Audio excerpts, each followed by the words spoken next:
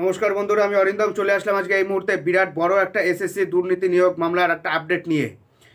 11,700 যে 13,000 যে নিয়োগটা যে হচ্ছে সেই নিয়োগটা কবে হবে, এবং এসএসসি দুর্নীতিতে যেটা প্যানেল দুর্নীতি করা আছে, মেয়াদ উত্তীর্ণ প্যানেল, সেখানে গতকাল কিন্তু ডিভিশন বেঞ্চে যে বিশেষ বেঞ্চে যে শুনানি হলো, সেই শুনানিতে কিন্তু বলছে বিচারপতি দেবাংশু বসাক আর কত ভুল করবেন, 24 সালে এসেও ভুল। এসএসসিকে প্রশ্ন করলো কলকাতা হাইকোর্টের ক্ষুদ্র বিচারপতি। এসএসসি এমন একটা কমিশন, পদে পদে উপর শুধু ভুল করে গেছে। এসএসসি আর পশ্চিমবঙ্গের হলো গিয়ে প্রাথমিক শিক্ষা পর্ষদ, পদে পদে শুধু ভুল, ভুলের পরে ভুল। এই ভুলের মাসুল কারা গুনছে? আপনার ঘরে, আমার ঘরে বেকার ছেলেমেয়েরা ভুগছে।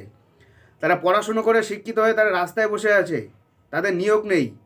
এদিকে আমরা ভুল করেছি। আপনার ভুলের মাসুল একজন বেকার ছেলেমেয়ে কেন নেবে? তার তো জীবন আছে, তারও তো বাঁচতে ইচ্ছে করে। সো আজকে ভিডিওটাতে জেনে নেব যে গতদিন শুনানিতে দেবাংশু বসাক প্যানেল নিয়োগ দুর্নীতিতে এসএসসি আর কী বলেছে। চলুন ভিডিওটা আমরা শুরু করি।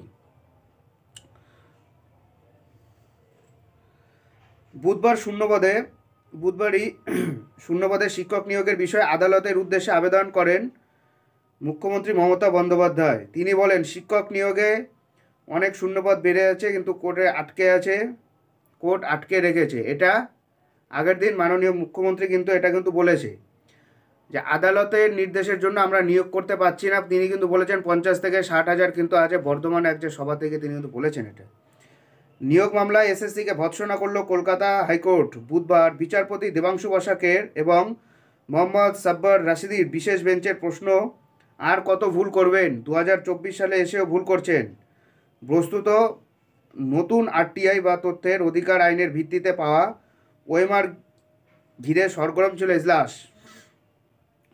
নবম দশমের এক চাকরি প্রার্থী আরটিআই পরিপ্রেক্ষিতে এসএসসি জানিয়েছে যে তাদের ডেটাবেস যে তথ্য আছে সেখান থেকে তথ্য দেওয়া হয়েছে। প্রশ্ন ওঠে, তাহলে এসএসসির কাছে ওএমআর কপি ছিল? বিচারপতি দেবাংশু বসাকের প্রশ্ন এবার। এটা তো কোথাও কোনো আদালতে এসএসসি বলেনি। এসএসসি জানিয়েছিল সমস্ত নথি এনওয়াইএস একটা বেসরকারি সংস্থা এর কাছে রয়েছে। এ নিয়ে প্রশ্ন উঠতে এসএসসি ব্যাখ্যা দেয় যে আরটিআর বয়ানে ভুল রয়েছে। তাদের আইনজীবী বলেন, সিবিআইয়ের কাছে থেকে আমরা যে ওএমআর স্ক্যান কপি পেয়েছিলাম সেখান থেকে ওই চাকরি প্রার্থীকে ওএমআর দেওয়া হয়েছে, আর নাম্বার আমাদের ডেটাবেসে ছিল, যার প্রেক্ষিতে আদালত প্রশ্ন করে আর কত ভুল করবে এসএসসি। অন্যদিকে রাজ্যের হয়ে সওয়াল করার সময় আইনজীবী কল্যাণ বন্দ্যোপাধ্যায় অভিযোগ করেন, 2007 থেকে 2016 পর্যন্ত 70টি মামলায় এসএসসির হয়ে নিয়োগ সম্মতি দিয়েছে আদালত। সেটাও দুর্নীতি বলে মন্তব্য করেন বিচারপতি, এবং মন্তব্য করে আইনজীবী বলেন, এর সিবিআই তদন্ত হবে না এসএসসি মামলায়। এদিনের শুনানিতে সিবিআই জানিয়েছে গাজিয়াবাদ থেকে উদ্ধার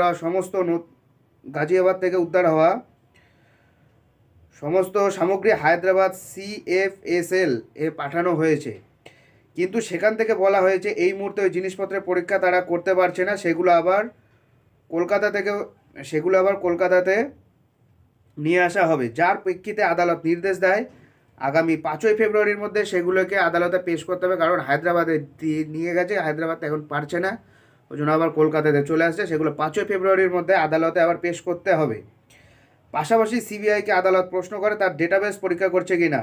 জবাবে হ্যাঁ বলে এসএসসি। তারা জানায় সেখানে ওএমআর ছিল না। তখন বিতর্কিত চাকরি প্রাপকদের আইনজীবী অনিন্দ মিত্র অভিযোগ করেন, 2021 সালের ওএমআর চেয়ে আরটিআই করেছিল ওই চাকরি প্রার্থী। এখন হঠাৎ করে মামলা চলাকালীন কেন এই নথি পেশ করা হচ্ছে তা নিয়ে প্রশ্ন করেন। নিয়োগ মামলার তদন্তে সিবিআইয়ের ওপর এসএসসি বিশ্বাস রাখছে কিনা তা জানতে চায় আদালত। সকলের সওয়াল জবাব শোনার পরে আগামী 5ই ফেব্রুয়ারি পরবর্তী শুনানি দিন ধার্য করেছে আদালত। উল্লেখ্য, বুধবারে বর্ধমান প্রশাসনিক সভা থেকে 50 থেকে 60 থেকে 70,000 শূন্যপদের নিয়োগের কথা বলেছিলেন মাননীয় মুখ্যমন্ত্রী। তিনি বলছেন যথেষ্ট পরিমাণে শূন্যপদ আছে, আদালতের জন্য আমরা নিয়োগ করতে পারছি না। জিনিসটা কেমন লাগছে না? আদালতের জন্য আমরা নিয়োগ করতে পারছি না। আমার তো জিনিসটা হাস্যকর লাগছে।